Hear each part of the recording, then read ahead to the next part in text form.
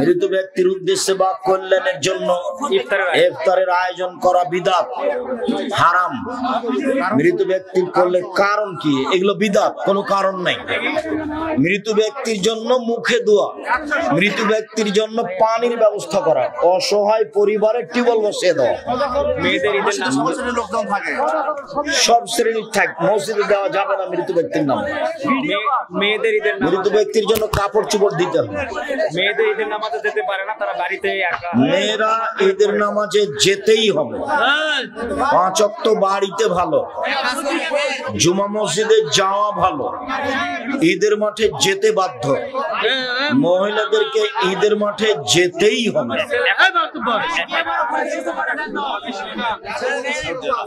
এখন সবাই মিলে বাড়িতে তারা জামাত করতে পারবে কিনা? মহিলারা বাড়িতে জামাত করতে পারবে না। এই ছেলে, মহিলাদের বাড়িতে জামাত করা বিদআত।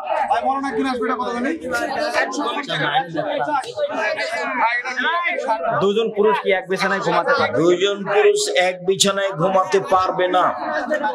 দুইজন মহিলা এক বিছানায় ঘুমাতে পারবে না, নিষেধ। বুখারী মুসলিম। মহিলাদের জামাত হয় না মসজিদে, সেক্ষেত্রে করণীয়? মহিলাদের মসজিদে জামাতের ব্যবস্থা করতে হবে। মহিলারা যেন মসজিদে যেতে পারে তার ব্যবস্থা করতে হবে। একটা মেয়ের পেটে 33 দিনের বাচ্চা, স্বামী আমার পেটে 33 দিনের বাচ্চা, এখন আমার স্বামী আমাকে জোর করতেছে এটা নষ্ট করার জন্য। এগুলো হচ্ছে ইতর শ্রেণীর স্বামী, নোংরা, চাল চলন খারাপ। ছেলে মেয়ের কত দাম, কি দিয়ে বুঝায় আপনাকে? এই কাজ করা হবে না, বাচ্চা নষ্ট করা হবে না। একটি মেয়ে স্বামী থাকা অবস্থায় অন্যজনের সাথে জেনা করে ধরা পড়েছে, তার ক্ষেত্রে ইসলামের বিধান কি? বিধান তো হত্যা করতে হবে। অন্যায় করেছে, তাতে তার সংসার বাতিল হয়নি। গ্রামের লোক তাকে সতর্ক করে ওই স্বামীর সাথে সংসার করতে দেখ। ওই স্বামী নিলে তালিমের জন্য মেয়েরা কি এক স্থান থেকে আরেক স্থানে যেতে পারবে? মহিলারা কি তালিম করতে এক স্থান থেকে অন্য স্থানে যেতে পারবে? জি না। মহিলাদের এখানে সেখানে তালিমে যাওয়ার জন্য হারাম, বাড়িতে থেকেই করবে। ভেটেরিনারি মানে পশু পাখির যে আমার কি ভেটেরিনারি দোকান, ভেটেরিনারি ওষুধ এর দোকান, গরু ছাগলের যে মুরগির ছবি দেওয়া থাকে লোগোগুলোতে, সেক্ষেত্রে সেই দোকানে মালামাল রাখতে পশুর ঔষধ, পশুর ছবি থাকবেই। আপনি ওটা একটু ভিতর দিকে করে রাখবেন, ছবিটা উল্টি মোবাইল দিতে বলছে ড্রাইভার। একটা মসজিদে জুমার নামাজে একজন খুতবা দেন আর একজন নামাজ পড়ান। জি না, যিনি খুতবা দিবেন তিনি নামাজ পড়াবেন। যিনি খুতবা দিবেন তিনি নামাজ পড়াবেন, এটাই সুন্নাত। বর্তমান প্রেক্ষাপটে একজন ছেলের কত বছর বয়সে বিয়ে করা দরকার? 18, 20, 22, 18, 20, 22, 24। আসসালামু আলাইকুম, আশা করি ভালো আছেন। আমি একটা মেয়েকে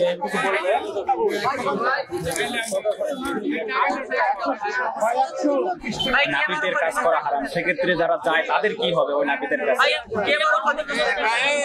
নাপিতের কাজ করে যারা, কোথায় নাপিত? এক ওয়াজে বলেছে নাপিতের কাজ করা হারাম বা অপরাধ, তাহলে যে কাজ করে আপনি এক ওয়াজে বলেছেন নাপিতের কাজ হারাম বা অপরাধ। নাপিতের দাড়ি চাঁচা হারাম, তো দাড়ি চেঁচে পয়সা উপার্জন হারাম। নাপিতকে ঘর ভাড়া দেওয়া হারাম। যে চেঁচে নেয় সেও কাবিরা গুনাহ করে। সবাই পাপী। জামাত শুরু হয়েছে, তাড়াহুড়া করে জামাত শুরু হয়েছে, এমত অবস্থায় তাড়াহুড়া করে ওযু করা বা তাড়াহুড়া করে গিয়ে জামাত ধরা যাবে কিনা, তাড়াহুড়া নিষেধ। ভালোভাবে ওযু করেন, যে জামাত ধরেন যা পাবেন আলহামদুলিল্লাহ। বাথরুম টয়লেট একসাথে হলে বাথরুমে ওযু করা যাবে কি? জি। বাথরুম টয়লেট একসাথে কোনো সমস্যা নেই। বসেছে তখন দোয়া পড়ে বসবে, উঠেছে তখন দোয়া পড়ে উঠবে, বাস এখনো ফ্রি। ওই বাথরুমে বিসমিল্লাহ বলে ওযু করবে, ওযু শেষে দোয়া পড়বে, আশহাদু আল্লা ইলাহা ইল্লাল্লাহু ওয়াহদাহু লা শারীকা লাহু ওয়া আশহাদু আন্না মুহাম্মাদান আবদুহু ওয়া রাসূলুহু। শুধুমাত্র পেশাব পায়খানা চলাকালীন নিষেধ। নামাজের মধ্যে শেষ বৈঠকে সালাম ফেরানোর পূর্বে রব্বি জিদনি ইলমা পড়া যাবে কি? যাবে। শেষ বৈঠকে যত দোয়া মুখস্থ আছে বলবে, এই স্কুলটার পিছনে রব্বির হামহুমা কামা রাব্বায়ানি সাগীরা বলবে। এই স্কুলের পিছনে কবরস্থান আছে।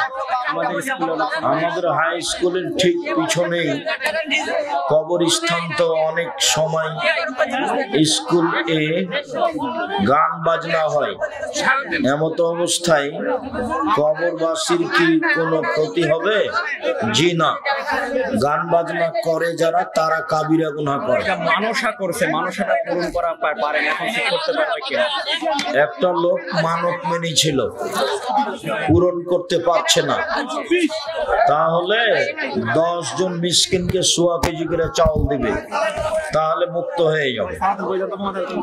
10 জন মিসকিনকে 1.25 কেজি করে চাউল দিতে হবে, মানত পূর্ণ করতে না পারলে। ছোটবেলা থেকে আমল করে শিরক করে মারা গেছে, তাহলে কি হবে? একজন মানুষ ছোটবেলা থেকে ভালো আমল করলো, কিন্তু মরার আগে একটা শিরকের পাপ করলো, এটা হলো তার পরকাল খারাপ।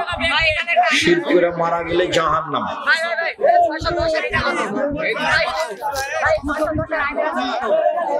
আমার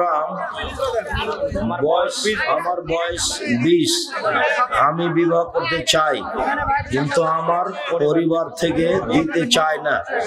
তোমার পরিবার অশিক্ষিত মানুষ, বুঝাও। তোমার পরিবারকে বুঝাও। কৃত্রিম প্রজনন করে গরুকে, কৃত্রিম প্রজনন জায়েজ।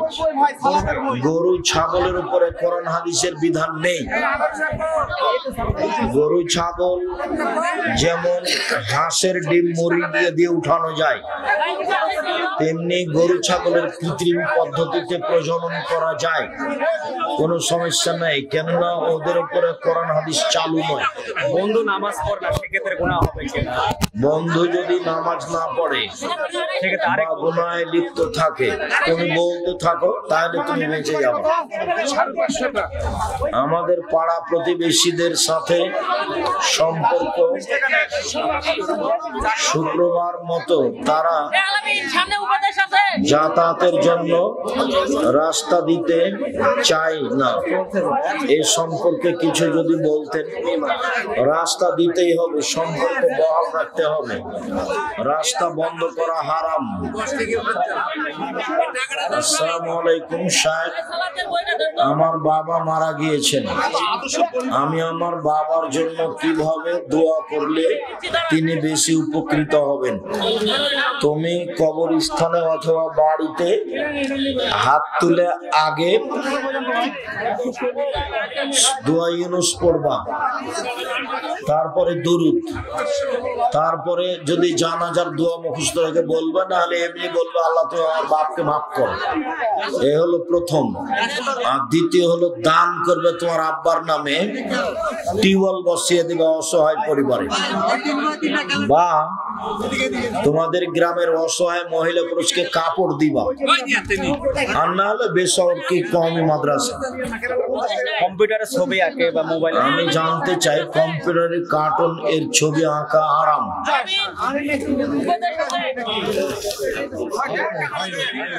আর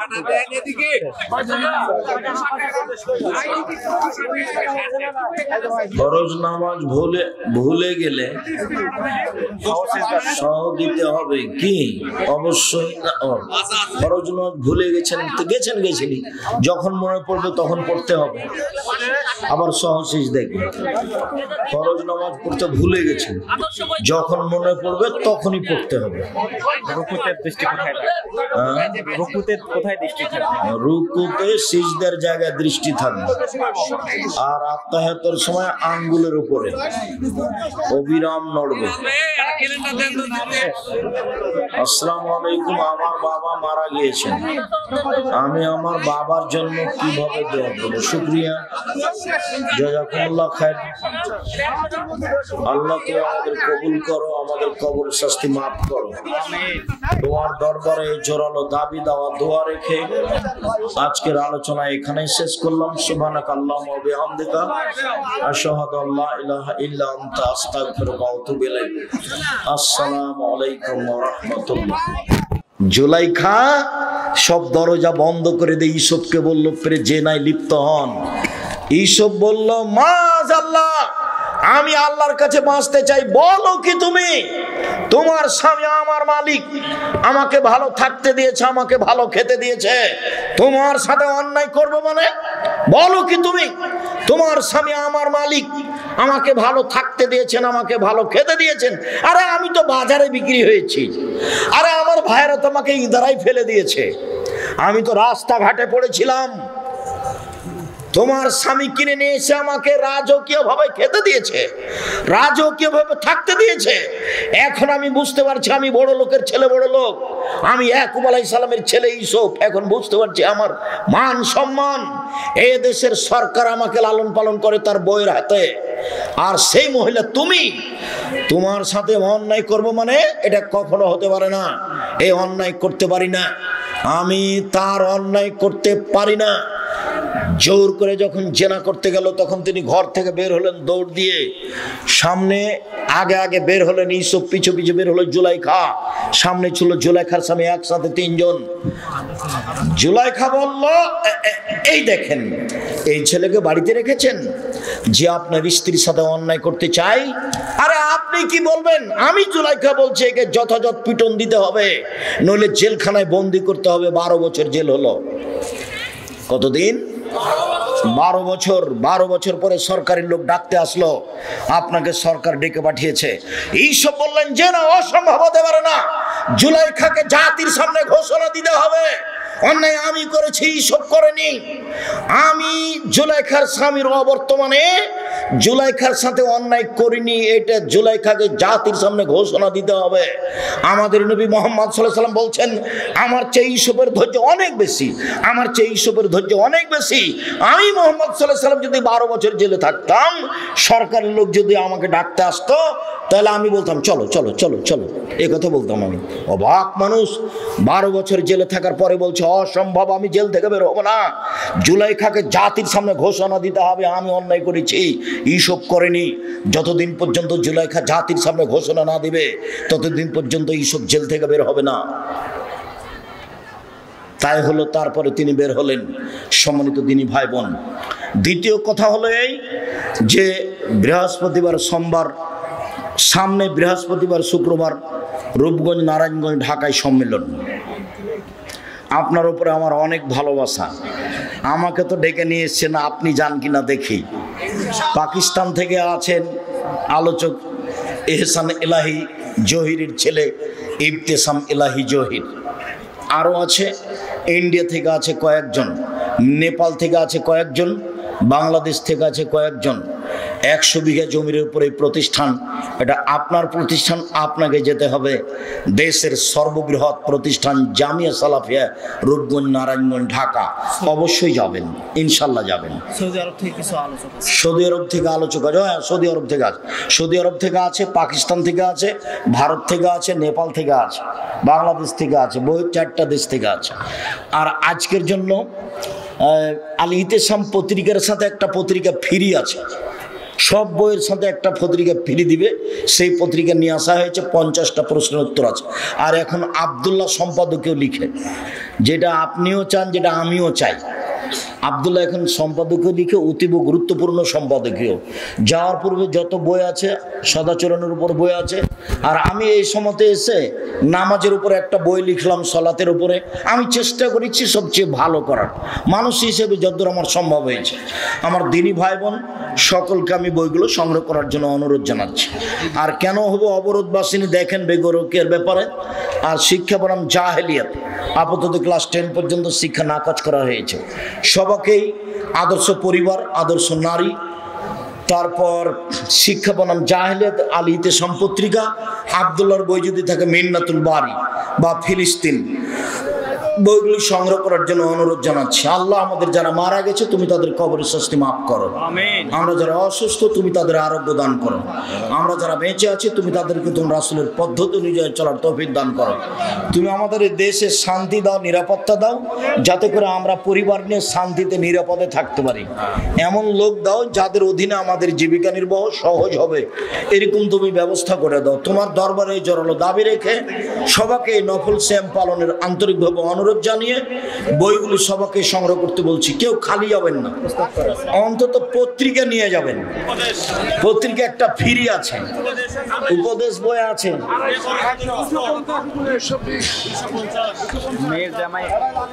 সবাই পত্রিকা নিয়ে যাবেন, একটা পত্রিকা যেন হাতে থাকে।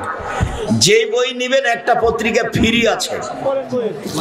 মেয়ের জামাই দাওরা পাস, কিন্তু এখন শ্বশুরবাড়ির কাছে থেকে খাট এবং মোটরসাইকেল দাবি করছে, সেক্ষেত্রে কি করবেন? এই প্রশ্ন এটা জি। জামাই দাওরা পাস, তবু শ্বশুরের কাছে খাট খাটলা চেয়েছে, খাট এবং মোটরসাইকেল। খাট মোটরসাইকেল, ছি ছি ছি ছি, তোবা করতে হবে ওকে। ওকে ভিক্ষে করে খাওয়ার প্রস্তাব দিতে হবে। হারাম, খবরদার নয়। আমরা চলার পথে কয়েকটা জিজ্ঞাসা, গুরুত্বপূর্ণ জিজ্ঞাসা, বই পুস্তক সবাই নিয়ে যাবেন, নইলে শেষ পর্যন্ত একটা পত্রিকা হাতে করে যাবেন।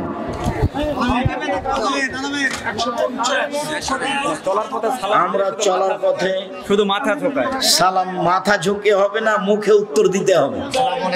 আসসালামু আলাইকুম, ওয়ালাইকুম আসসালাম বলতে হবে। মসজিদে মৃত ব্যক্তির উদ্দেশ্যে দোয়া আছে, সকলকে মিষ্টি খাওয়ানো যাবে কি? হারাম, মিষ্টি খাওয়ানো বিদআত, দোয়া ব্যক্তিগত ব্যাপার।